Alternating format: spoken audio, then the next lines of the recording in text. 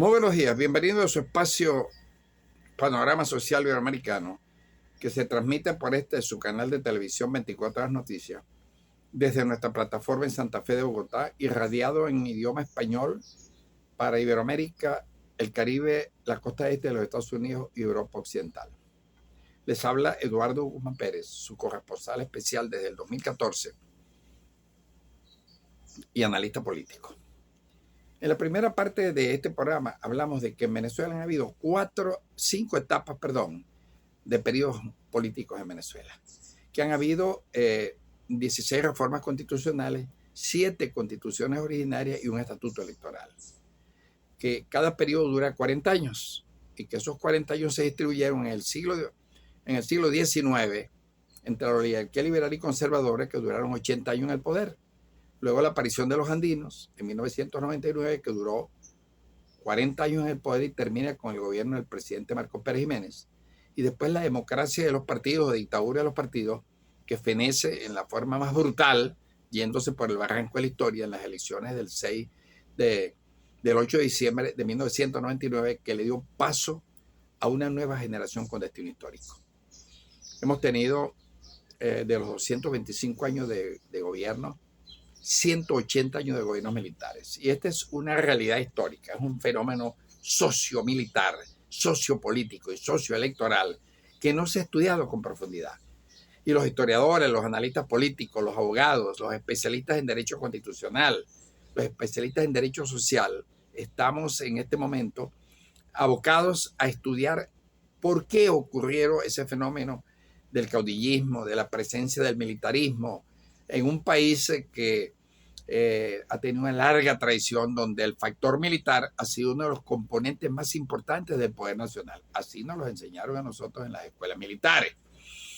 De tal manera que para poder entender lo que ocurre después cuando el presidente Chávez, en una elección fenomenal, quizás de la más alta votación en la historia electoral de Venezuela, accede al poder en las elecciones del 8 de diciembre y recibe un país desmantelado, absolutamente. Por eso gana el presidente Chávez. La gente votó contra el régimen, donde se perdió una generación completa y quedó un país destartalado, con control de precios, control de cambio, todo el sistema bancario quebrado, después de haber manejado 478.600 millones de dólares por concepto de ingresos petroleros, más 43.000 millones de endeudamiento con el Fondo Monetario, más unos 100.000 millones que recibió de bolívares transformados en dólares por concepto de recaudación de impuestos. Y Chávez fue el gran benefactor de ese desastre que significó el ensayo impuesto por los norteamericanos de las llamadas democracias liberales, en este caso por una impuestas en Venezuela, soportada una constitución representativa que se inicia con el gobierno de Rómulo Betancourt, que gobernó los 5 años con las garantías económicas y las garantías políticas y ciudadanas suspendidas. Un gobierno que de los más terribles que ha tenido la historia política de Venezuela, por los crímenes que se cometieron, los alzamientos militares, el desmantelamiento de las Fuerzas Armadas. Comenzó el proceso de devaluación de la moneda y que a lo largo de los próximos 35 años el país colapsó en las elecciones del 8 de diciembre, afortunadamente, y no fue por medio de la violencia como se estilaba en el siglo XIX. Un país donde hubo 19 revoluciones violentas, desde la de 1810 para separarnos del Imperio Español hasta la última revolución, que fue la Libertadora en 1903, contra la tiranía de Cipriano Castro. Entramos en 1998 con una subrealidad político-constitucional, porque en la Constitución de 1961 no estaba previsto en la figura de la convocatoria a una asamblea constituyente, y mucho menos los referéndums como instrumentos de ejercicio de la democracia, que eran los referéndums, los 5 referéndums que se impusieron en forma ilegítima, violando la Constitución de 91, y todo lo que se haga fuera del marco constitucional en este país es nulo de toda nulidad. De tal manera que la elección que se hizo de los constituyentistas, la constitución que ellos crearon, la constitución que se sancionó, se votó y se refrendó, el referéndum aprobatorio del pueblo para que la aprobara, son nulos de toda nulidad. Se monta entonces a partir del 2000 un Estado inconstitucional. ¿Qué trajo por consecuencia eso? El actual espectro político de los 25 años que lleva la revolución bolivariana en el poder. Porque si la constitución es nula, si el voto refrendario que se dio para ratificarla es nula, todos los actos que han hecho el presidente Chávez y el Nicolás Maduro son nulos de toda nulidad. Elecciones de gobernadores, 23 elecciones, nombramientos de ministros del Consejo de Ministros, nombramiento de los miembros del poder público, de todos, ascensos militares, contratos para grabar a la nación económicamente con potencias extranjeras. Todo es nulo de toda nulidad, porque se hizo sobre la base de un Estado inconstitucional. ¿Cómo lo vamos a corregir? Bueno, Venezuela ha tratado durante los 225 años que llevamos de consolidar un Estado constitucional y una democracia real, y no hemos podido. Según el doctor Jorge Pietri, nosotros hemos fracasado como sociedad. Y que el petróleo, mal manejado, para enriquecerse grupos de partidos políticos y personajes siniestros de la vida venezolana, que metidos a políticos se apoderaron de los poderes públicos, se enriquecieron brutalmente, y eso trajo por consecuencia que perdimos la visión de lo real y de lo posible.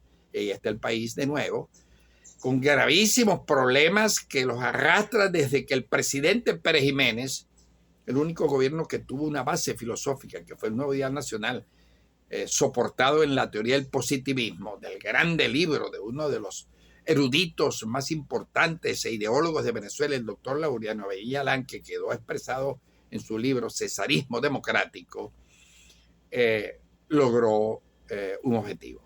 Y en 1959 Venezuela era catalogada como la Suiza de América. Sin deuda, un país con el más alto crecimiento, condecorado el presidente de Venezuela, el general Pérez Jiménez, por sus 5 años de gobierno como el más grande estadista condecorado por los Estados Unidos con la medalla de Pour le Mérite. De ahí se vino el desplome y el desastre en el manejo del dinero petrolero, un enriquecimiento brutal, una corrupción total. Y así llegamos al año 2024 con lo que el propio gobierno, el presidente Maduro, denunció como la pérdida de 23.000 millones, una cosa horrible. Ya venía para atrás Pudreval, el famoso tren del centro de Venezuela, obras como la de Guarena, eso ha sido narrado cientos de veces, y se desaparecieron, según los analistas internacionales, estudiosos y especialistas en materia de análisis económico y financiero, se desaparecieron 498.500 millones de dólares de un ingreso de 1.110.000 millones de dólares entre 1999 y la actualidad. De tal manera que en una rueda de prensa que dio el exministro de Hacienda del presidente Chávez, dijo que entre en 1999, que recibe el presidente Chávez el país, y el año 13 se fugaron por los canales financieros de PDVSA 350.000 millones de dólares, que fueron a parar a bancos norteamericanos y europeos de miembros de los gobiernos. Eso está ahí en la historia. Yo no estoy falseando la verdad, porque yo soy historiador y no puedo decir la mentira, porque estoy dejando en mis 18 tomos que he escrito sobre la Venezuela republicana, precolombina y colombina, la historia del país. Entonces, si estamos montados sobre un Estado inconstitucional, se hicieron el 28 de julio unas elecciones inconstitucionales, porque quien lo convoca, el Consejo Nacional Electoral, presidido por un prominente miembro de Acción Democrática, secretario general de Acción Democrática en el Estado de Aragua, que es el actual presidente del Consejo Nacional Electoral, el doctor Amoroso, todo ha sido inconstitucional. Las elecciones, la constituyente del 2017, todos los actos del poder público. ¿Cómo corregimos eso? Ahí está la gran pregunta. ¿Cómo corregimos eso para instaurar un sistema que recomponga, que rediseñe un nuevo país? Un país que está indudablemente colapsado. Un país que es imposible que se maneje de la manera en cómo se está haciendo. Que no se están logrando los objetivos ni permanentes ni transitorios para lograr el bienestar del país. Y estalla en el 2025 el gran robo que hicieron los que se pensaban que era la generación de relevo, encabezada por Guaidó, López, Borges, toda esa gama de muchachos que eran la esperanza de la patria, Smolansky, un desastre. Con la llegada del presidente Trump se descubre que para desarrollar programas de Venezuela en un gobierno imaginario que creó el presidente Trump para no intervenir directamente y neutralizar el gobierno de Maduro, creó la figura del gobierno paralelo de Juan Guaidó. Esa gente ya se destapó toda esa inmensa podredumbre que es dolorosa para Venezuela, porque es un país que carece absolutamente hoy día de liderazgo nacional, estatal y municipal. Caso patético lo que ocurre en el estado de Anzoátegui. No hay un líder que conduzca en estas elecciones que están convocadas para mayo, si es que se van a hacer en mayo o en abril, un gobernador.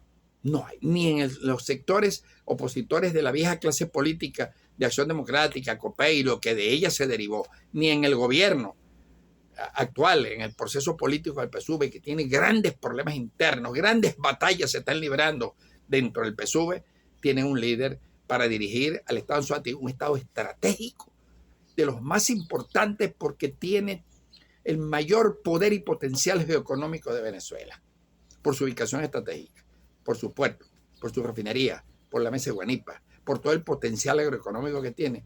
No hay quien conduzca la crisis en que se encuentra actual ese Estado de Anzoátegui. Una crisis pero fenomenal, una pobreza inmensa, una paralización total de las actividades en los 15 municipios que tiene el Estado, un deterioro de la infraestructura del Estado inmensa. Entonces el país no puede seguir caminando de esa manera. El presidente Maduro tiene que tomar conciencia de que tiene que darle paso, debe existir en Anzoátegui como en los otros estados de la República una recomposición de la dirigencia política que accese en estas elecciones para hacer un gobierno viable y afrontar los grandes desafíos que tiene este país. En Anzoátegui estamos estudiando grupos importantes de anzoatiguenses que no hemos participado nunca ni de la corrupción, ni de negocios sucios, sino que hemos mantenido incólumes y nos hemos dedicado a la docencia, a las actividades agropecuarias, a las actividades profesionales, a ejercer nuestras distintas profesiones sin participar en los últimos 27 años que llevamos de gobiernos incompetentes, de gobiernos que solamente se han dedicado a la corrupción administrativa al llegar a los cargos, y que ese es el país que Gonzalo Barrio, presidente de Acción Democrática, dijo que en Venezuela no había razones para no robar. De tal manera que el país está huérfano de dirigentes. No hay un grupo fuerte que presente una candidatura autóctona. No podemos seguir trayendo candidatos a gobernadores y gobernadores de afuera. Eso indica la orfandad que tenemos de dirigencia política, y estamos en los actuales momentos reunidos para determinar quién de este grupo de profesionales, de gente decente que tiene el Estado, indudablemente, presentar un candidato a la gobernación que haga posible lo imposible, que no se ha podido hacer porque no lo han querido hacer, sino enriquecerse en el poder y mantener un Estado empobrecido, un Estado miserable, un Estado con una infraestructura como la que tiene actual, deteriorada totalmente en la capital del Estado, en los 15 municipios, y peor en las parroquias de los municipios Freite, de los más grandes, municipio Independencia, municipio Freite, municipio Bruzual, que son importantes unidades geográficas, geopolíticas y económicas donde está el poder y potencial de nuestro Estado. desde Santa Fe de Bogotá para 24 Horas Noticias Televisión, en sus programas especiales, en esta segunda parte del análisis político de Venezuela, les habló Eduardo Guzmán Pérez, corresponsal especial de esta importante televisora que usted está oyendo en estos momentos, quien ejerce actualmente la presidencia de la Sociedad Iberoamericana de Historiadores.